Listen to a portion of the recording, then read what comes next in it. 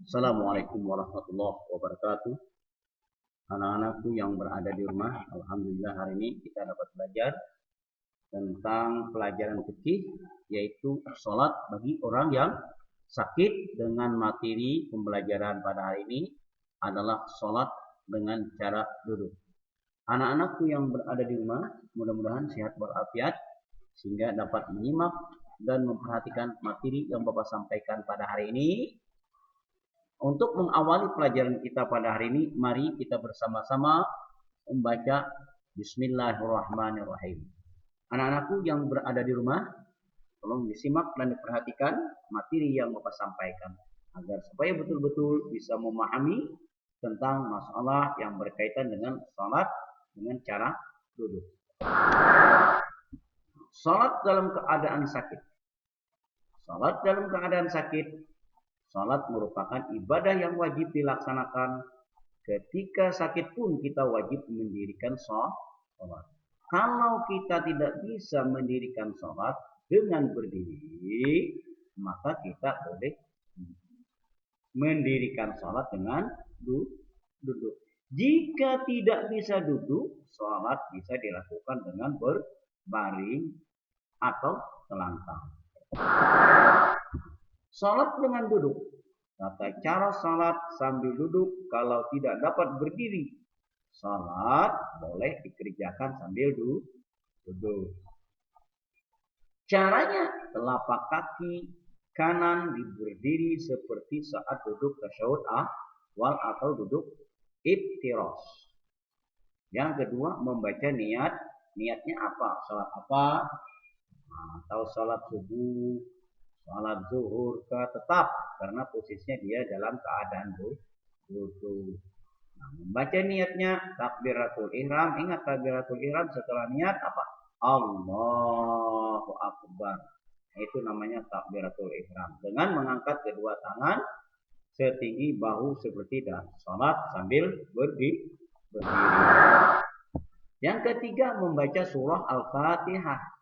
Nah, karena surah Al-Fatihah ini adalah wajib, maka dia harus membaca surah Al-Fatihah, dilanjutkan dengan surah pendek atau surah lainnya dalam Al-Quran yang dihafal dilakukan seperti dalam sholat sambil berdiri.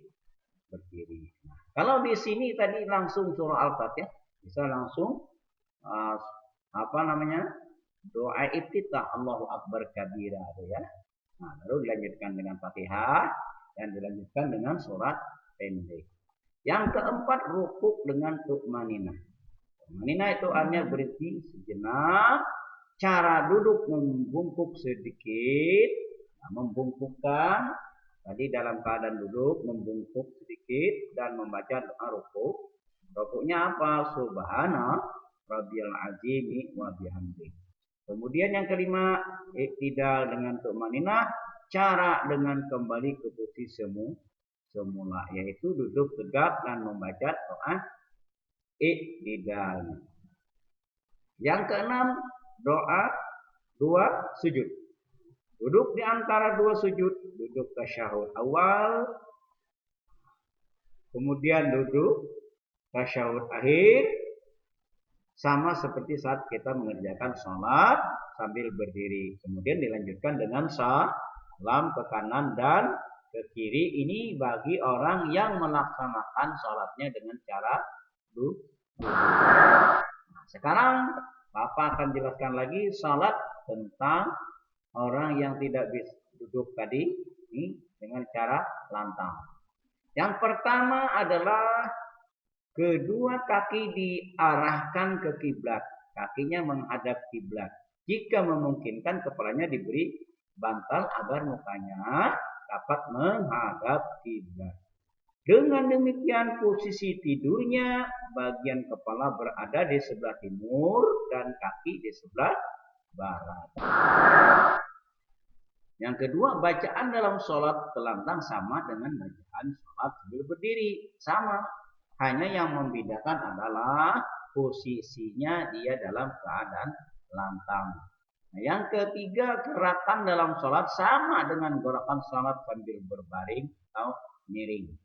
Ya, apabila masih tidak dapat mengerjakan sholat dengan cara telentang seperti di atas, maka cukup dengan isyarat baik dengan kepala maupun dengan mata. Jika semuanya itu tidak mungkin, maka sholat boleh dikerjakan di dalam hati selama akal dan jiwanya masih ada. Artinya dia akalnya sehat, bukan seperti orang gila. Kalau orang gila tidak bisa sholatnya ya. Nah ini gambarnya. Ini sholat bagi orang yang sakit. Ini dia dalam keadaan duduk di kursi. Ini dia dalam keadaan duduk di sejadahnya. Nah kalau dia keadaan rukuknya tadi sudah Bapak jelaskan, sama nih yang berbaring ini dalam keadaan telentang, kalau ini dalam keadaan miring. Nah, sholat dengan duduk adalah sebagai berikut. Yang pertama menghadap kiblat. Nah, karena orang sholat itu semuanya menghadap kiblat, baik dalam keadaan sakit maupun sehat juga dia menghadap kiblat. Dan berniat sholatnya fardu sampai duduk. Niatnya apa? Sholat apa dia mengerjakan? Ini dalam keadaan duduk. Ini. Yang kedua mengangkat kedua tangan takbiratul ihram dilanjutkan dengan membaca doa iftitah surah Al-Fatihah. Allahu Akbar. Lanjut dia membaca doa iftitah dan dilanjutkan dengan surah Al-Fatihah dan surah-surah pendeknya. Nah. Yang ketiga rukuk. Nah ini. Meletakkan tangan ke lutut dengan menundukkan kepala. Tangannya di lutut. Yang keempat iktidal dengan mengangkat dua tangan dengan kepala ditegakkan. Iktidalnya Allahu Akbar ini kakinya lurus. Kalau tadi adalah duduk di kursi seperti ini juga nih. Ya, posisi ini. Cuma karena dia ini dalam keadaan lurus kakinya. Kalau tadi di kursi ya. Yang kelima sujud dengan cara membungkukkan kepala dan badan, membungkukkan. Nah ini dalam keadaan sujud. Kalau kita lihat sujudnya ke lantai, tapi karena keadaan sakit maka dia menundukkan. Nah, yang keenam duduk tahiyatul awal atau akhir dilakukan semampunya. Nah begini saja duduknya. Nah, tapi hatinya dia duduk tahiyatul awal ataupun akhir. Sama bacanya tahiyat awalnya apa? Nah, yang ketujuh sholat diakhiri dengan salam dengan menoleh wajahnya ke kanan maupun ke kiri. Demikianlah anak-anak pelajar kita pada hari ini. Semoga ada manfaatnya dan anak-anak bisa mempelajari lebih mendalam lagi tentang sholat bagi orang yang sakit. Mudah-mudahan kita diberikan kekuatan kesehatan sehingga dapat melaksanakan sholat dengan sempurna. Nah demikian mari kita tutup pelajaran kita pada hari ini dengan bersama-sama mengucapkan Alhamdulillahirabbil alamin. Assalamualaikum warahmatullahi wabarakatuh.